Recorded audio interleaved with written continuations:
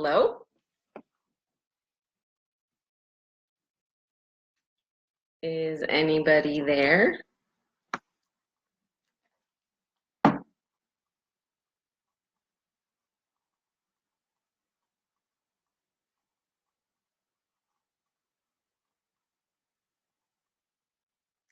Great. I think I just saw that Sam joined. Hopefully people can hear me. Sorry for being a couple minutes late. It's kind of my MO, actually. This is my first time doing Poets in Pajamas. It's also my first time using Facebook Live. I thought I practiced earlier today, but apparently, oh, good. Hello. Hey, Erin. Yay. So glad that I sound good. As in you can hear me, not that I sound good. Just a little nervous, but not too bad. I appreciate the people I'm seeing popping up. That's really nice. I just want everyone to know that I'm gonna chat for like a minute, let a couple people come in, but I also wanted to, hi Emily, I just wanted you all to know that I took Poets in Pajamas very seriously. I am currently wearing my Nightmare Before Christmas hoodie footy. There's my Jack Skellington hood. Here's my bow. And I love wearing my pajamas. So any excuse I can have to wear pajamas in a public setting, I will take. This is sort of public-private, so it's a nice combination of both. So I am not going to read with my hood up the whole time. That might get awkward and probably warm. I am so appreciative to Sam Slaughter and to Sundress Publications for having me today. Everything that press does is amazing and all of its imprints. So I feel really privileged to be here. And I'm excited that I get to do this in December, which is one of my favorite months. Oh, thank you. Someone likes my outfit. But so it was my partner's wonderful idea to have my Christmas tree, our Christmas tree in the background. So it feels very festive, and I'm very excited to be here with all of you right now. I have a couple things that I was going to read from. The first that I'm going to read from is this, which is my debut full-length poetry collection published by Sundress Publications. I am so grateful to them for this book. Everything so far that's come with it has been really exciting, and I've had a lot of wonderful opportunities because of it. So I'm just going to read a couple. I'm going to read a couple of poems from this, and then I'm going to read a few new things, like really new things. So we'll see how that goes exactly. It is pretty, isn't it? I don't know if I'm supposed to comment on that, on all of your comments, but I love them. And in a minute, I'm going to have to get my, I have my writing over here, so I'm going to have to pick that up in a little bit. But so first, I wanted to share a couple poems. So this book is primarily about mestizaje and being mixed and biculturalism and growing up really, growing up and just trying to sort of find your place, which I feel like I'm still doing. But so I'd like to share a couple poems that are specifically about family, especially because in a few days I'm going to be heading back to California to be with my family for the holidays, and there are a couple poems in here that are kind of close to that, certainly make me think of my family. So the first poem I'm going to read is called Cousin Conversion at Great Aunt Frances's house. Angelica, with long dark hair and a permed wave across her shoulders, pulled on the braids that fell from the sides of my head like bell cords, and called me a baby. Lil Benny swatted the skirt of my ruffled dress, echoing Angelica's verdict. I tried not to cry. She doesn't know any better, Franny said. You know, her mom's white. Franny, though she was only a few years older, had 2 holes in each earlobe, wore stonewashed jeans and eyeliner, ringed fingers wrapped around my arm as she dragged me past the dining room where my dad sat speaking Spanish with all his brothers, distant relatives, and neighbors who gathered every year round the grown-up table to drink Budweisers and wine. In the guest room, she dug into drawers, finding jeans and a black sweater. Put these on, she commanded, pulling the rubber bands off the ends of my braids. I stepped out of the dress, pushing it under the bed with my foot as I pulled on the jeans. Franny fluffed my hair with her fingertips, nodding. I moved to the mirror above the dresser where the cousins' school portraits were tucked into the corner alongside pictures of Uncle Benny and Aunt Frances at their anniversary and someone's graduation party where the family sat crowded on the couch looking comfortable, smiling. I gazed at my image framed by all their brown faces, looking past me, joy crinkling the skin around the corners of all their striking eyes. So that poem actually takes place around Christmas, though in the final revision that ended up going in the book, that sort of specificness of Christmas got revised out. But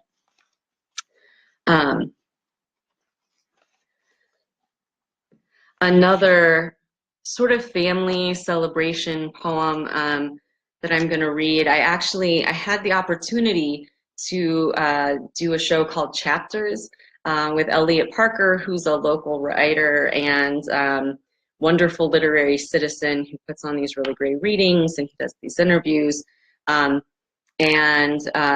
Being from here and being a man, and this is my own sexism, but I was surprised when he told me that one of his favorite poems was a poem in the collection called Quinceañera.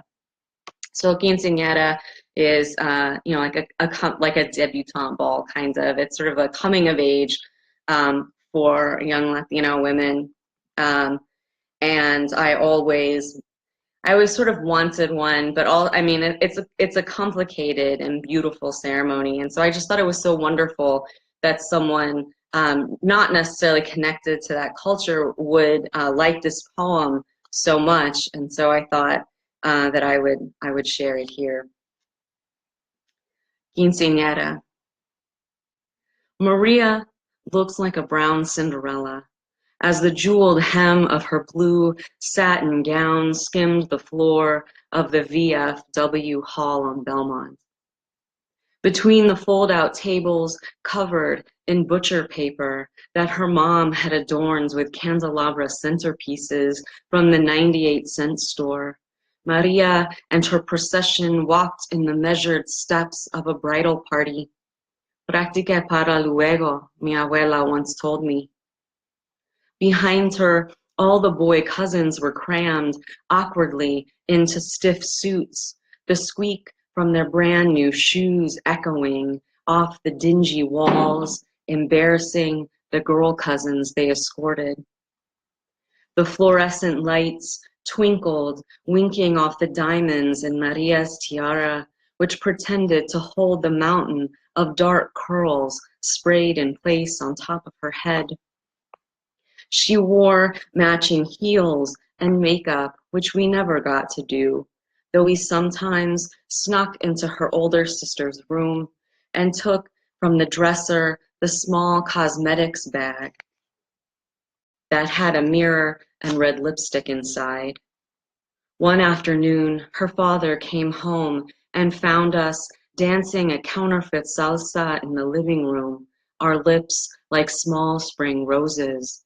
And we thought he was going to get mad and yell like he had when we exploded candy bars in the microwave. But instead, he laughed. "Don't try to grow up too fast, mija," he said. My heart couldn't take it.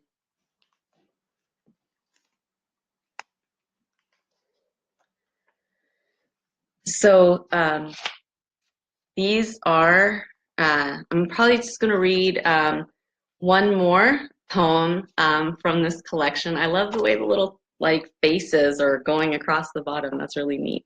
Although I think I saw like a mad face, so I don't know what that means. Oh, multiple mad face. Am I pissing somebody off?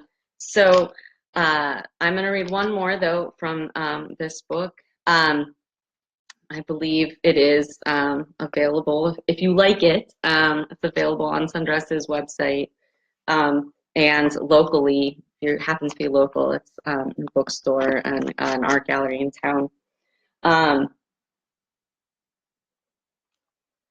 So I'll get one more from here, and then I'll read a new thing. And then if people have questions, that's the sort of second part of Poets in Pajamas. I'm happy to answer any questions people have about the work or about writing process or literally anything. Whatever you want to ask me, I will try to answer to the best of my ability.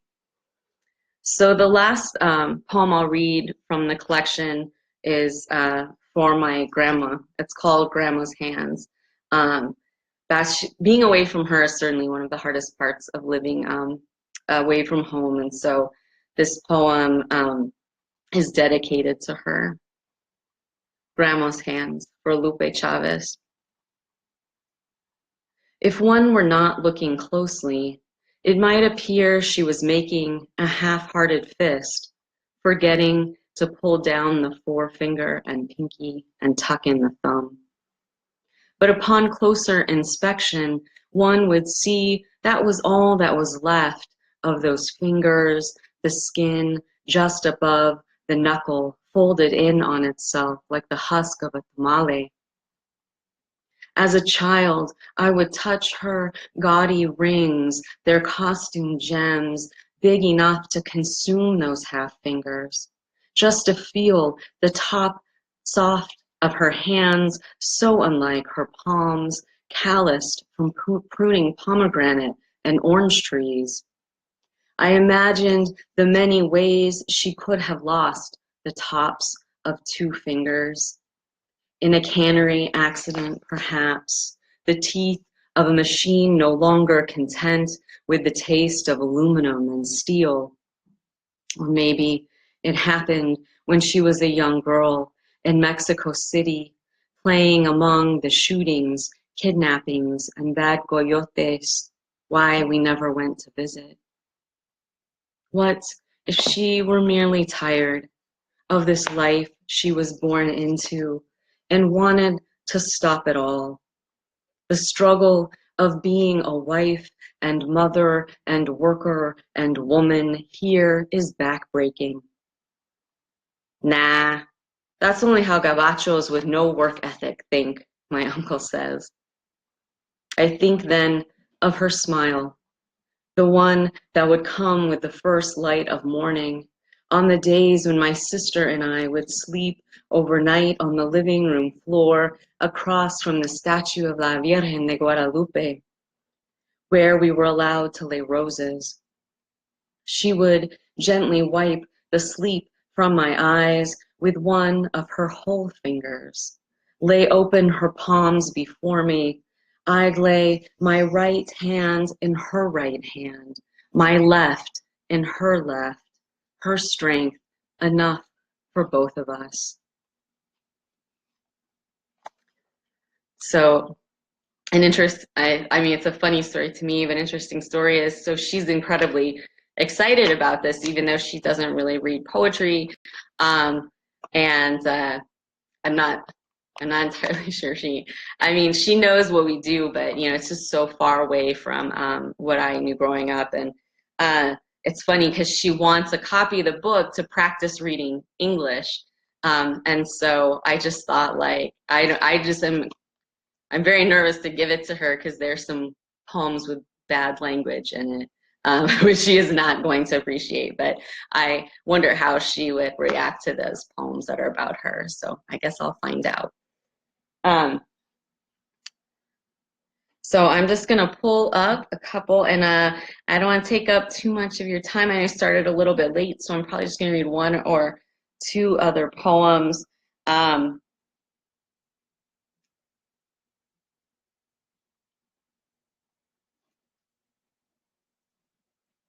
I have a collection.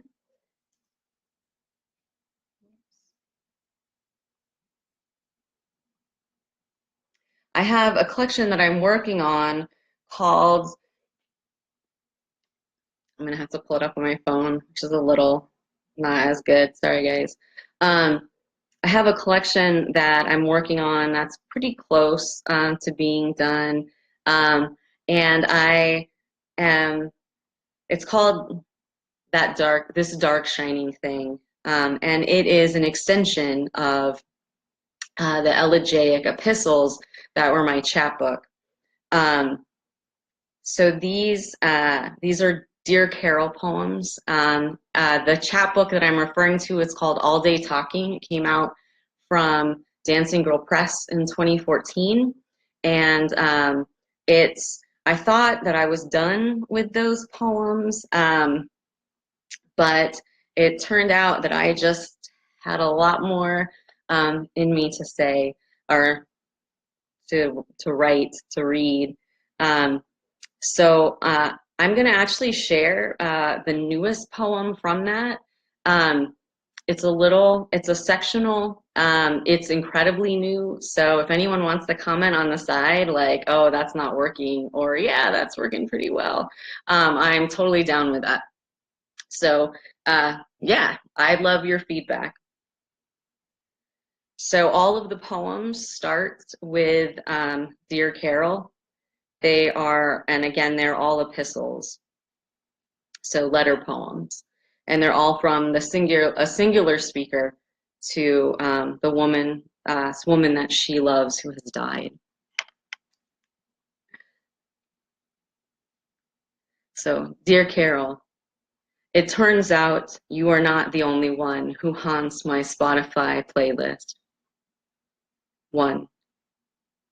Tom Petty and the Heartbreakers remind me of Tracy after she moved into a real house on the literal other side of the tracks.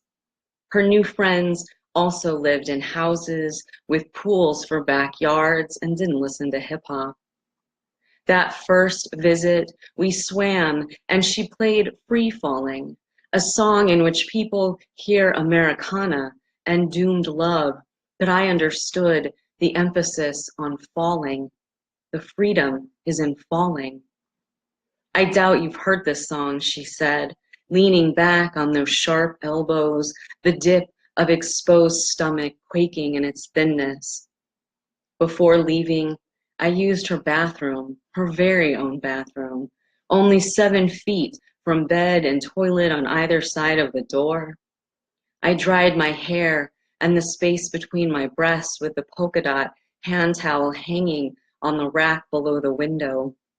Tom Petty's whine, muffled but audible. Don't use the hand towel on your body, she said through the door. That's gross. I didn't, I lied. 2. Dave Matthews crooning, backed with Tim Reynolds' melancholy guitar. Everything good needs replacing. Replayed the morning I got that one big speeding ticket. I'd been thinking of Adam 2 nights before at 10:18 p.m. in the camper his dad didn't know he was squatting in, and his grandmother's almond orchard. I was with someone else, of course, always with somebody, even as I let my head cradle into the crook of wide shoulder and chest, our arms, our hands at arm length, extended palm to palm. He loved how small I looked next to him. I did too. Do you know how fast you were going, young lady? The cop asked, his face old and serious, etched deep, his cheeks muddy lines traveling like rivers down his face. Do you know the satellite song? I answered, twisting right the volume dial. 3. You actually met Chris, heard the way he played flamenco, watched the way his fingers, graceful, strummed long nails down the strings, aggressive yet beautiful, apparently my favorite combination. I think I get it now. You said when we left his house, him being the kind who never let pass putting on a concert, even for you, your contempt palpable, thickening the air in the living room. The love he had for his own voice, he knew often contagious. It's Leonard Cohen's famous blue raincoat that brings me back to the night I slapped him, full hand, a bright pink print painted on his cheek, while the curly-headed bitch from our mixed media class clutched the sheet from his bed against thin breasts, watched, eyes wide with fear. Fear I knew most certainly to be contagious. 4. I didn't even tell you about Billy, that whirlwind of 2 months, Erica Badu's Tyrone, sassy from the speakers of his stepdad's suburban development, always these houses in the neighborhoods with names like Ivywood, Olive Lane, Woodside Meadows, a hilarious homage to the irony of their fabrication. He didn't have the keys, so he hoisted me over the fence to unlock the gate. I thought, at least if I get arrested for trespassing, this time it'll be valid. Lying on lawn chairs, running my fingers along the lush Bermuda sod, he said, you should touch me spontaneously sometimes. It's what sexy people do. I looked him up and down, one of the most physically attractive humans I'd ever met, reached my leg to his chair, poked his calf with my toe, saying, I think you better call Tyrone. 5. I could keep going, you know, or maybe you don't, naming the songs and the people, Sarah Vaughan and the Cranberry Zombie, Damien Hawaiian Shirt Guy and Sublime Smoke Two Joints, Marcella and Ricky Martin's Living La Vida Loca, Corey and Bone Thugs and Harmony's Crossroad, Justin and Collective Soul, The World I Know, Emily and the Flaming Lips, She Don't Use Jelly. But the thing is, once the song is gone, so are they. Never a lingering trail of regret or longing that is reserved for you. I make us dozens of playlists, 24 songs long, and even after I turn the computer off, shut down my phone, I can still hear the music, and our past runs like film reel through my mind. And like complex characters in film, I simultaneously know and don't know these people. Their motives are messy, their actions suspect. Like I never would in a theater, I yell out, no, don't go in there. Or why can't you idiots just talk it out? And like a low-budget Hollywood movie, a director has said cut without reshoots. No room for revision, no resolution. It just ends.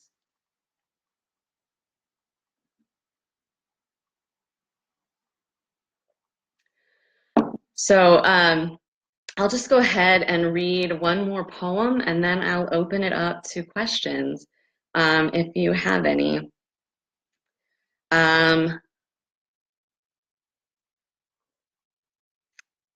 This one I think is, a lot of them are a little on the, maybe the, the sad side. So this one, and you can, again, let me know. I think this one maybe has a little bit of lightness to it. Dear Carol, today I learned that like humans, birds have four-chambered hearts. Can you imagine in those tiny frail bone bodies with feathers that float right off in a healthy breeze. That's me as a bird, you'd said, one day on our drive home from Food Max when I almost hit a fat, slow, low-flying pigeon that ignored the 2,000 pounds of sun-hot black metal careening across the parking lot as it focused on a shiny bag of ruffles. Stupid bird, I said. Get the fuck out of the way before I hit you. You'd hit me if I was a bird, you said. You're not a bird, I said, adjusting the rearview mirror, checking the bags in the back hadn't tipped. But if I was, you pushed. I'm fat and slow, and you just hit the fucking gas, and my fat bird body would splat across the windshield, dead. Your fat bird body probably cracked the windshield, I said, looking right and left to merge into Shaw Avenue's midday traffic. At least your bird death cost me $200? You didn't laugh. Look, it's just Darwinism, I said. The slow get hit, but the smart, they don't. So what if you're a fat, slow bird? You are a smart bird who'd reason out waiting until the death machine passed. That's when the only thing moving across the parking lot is a dry wind meandering through the valley. You'd toddle that round bird body on its toothpick pegs over to that shiny chip bag. I suppose I would, you said, smiling a little, craning your neck to watch the fat pigeon happily tearing at the seam on its prized chip bag. As a bird, you would have had it all. Thank you. So I'll go ahead and leave it there. A couple new poems, a couple poems from my collection. If anyone has questions, I love to answer them. I'm happy to talk about whatever. I know he said there might be a little delay, so oh, there we go. How has my writing? Has your writing process changed over the last year or so? Ask a year, if so, how? So I have to put my glasses on to read the comments. Kind of by necessity, it has. I think partly this year has been, and I know it has been for so many of us, a really tough year. It's been really busy. It's had a lot of heartbreak, frankly. And so I feel like part of what I've done to change my process is to not push myself as hard, to kind of let myself write badly. I just sometimes there's so much that I want to say, and I don't quite know how to say it, and I've really tried to retake the strategy to free write, because if I think about it too long, I won't write, because I sort of start to feel overwhelmed by everything. And so I've kind of gotten back to an earlier writing process. I think I felt like I had made my process more sophisticated, and now I feel like I have regressed in some way. So I'm back to these sort of like emotional scribbling, and then I'm able to kind of come back to these scribbles later, and to really sort of extract the images and any sort of like resonant lines that are helpful. So I saw Sam just asked a follow-up question to that, so I'll answer that, and then I'll ask Aaliyah's question about influence. So when I feel overwhelmed, what do I do? I mean, really, the honest answer is I probably cry first. But seriously, though, I feel like I try to talk it out a little bit, even if that's talking to myself. I definitely try to free write.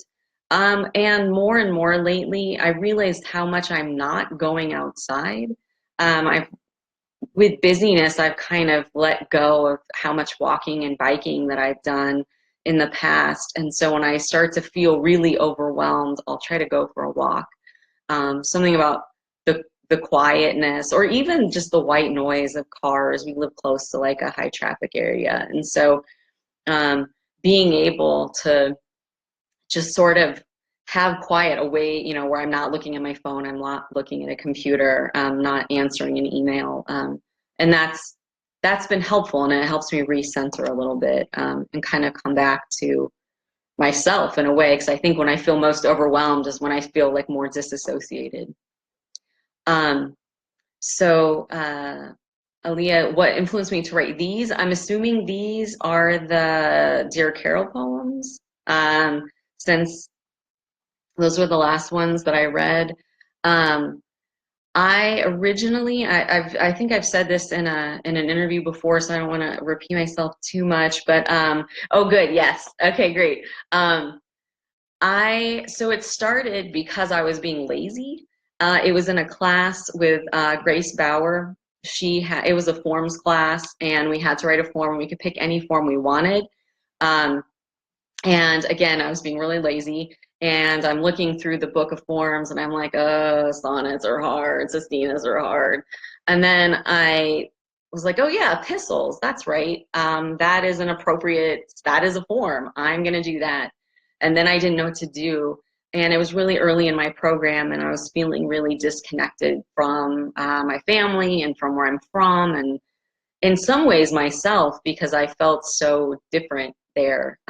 And so these poems actually started because this was someone that there is a real historical Carol who really has died.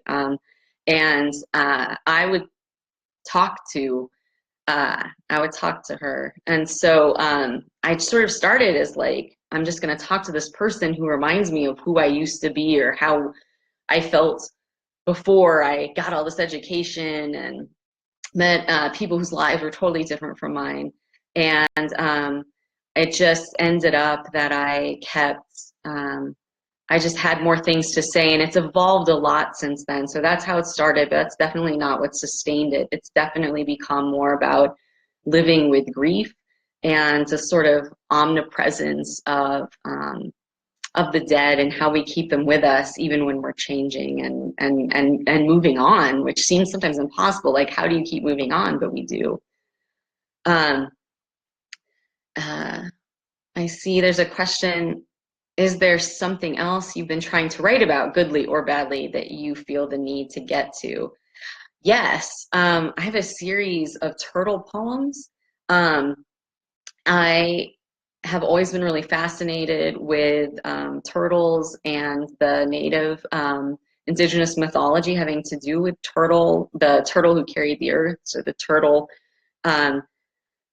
literally carries the world on its back. And I mean, depending how the earth gets there, depends on which indigenous myth you're reading, but they all end the same. They all end with, it is because of the turtle's sacrifice that everyone else is able to live, like to literally live and breathe.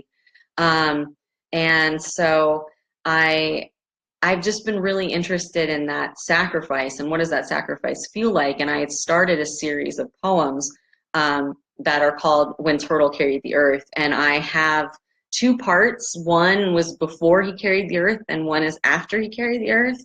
And I have poems in both those sections, and I have these ideas for them and I keep having more, because I keep like, oh God, if Turtle came now, like he would just be mortified. And so that's something I really want to get back to. But I think when I am getting back to them, it is just sort of like, Turtle is unhappy. So it's definitely not it's definitely starting in the needs refinement, but it's something I would like to get back to.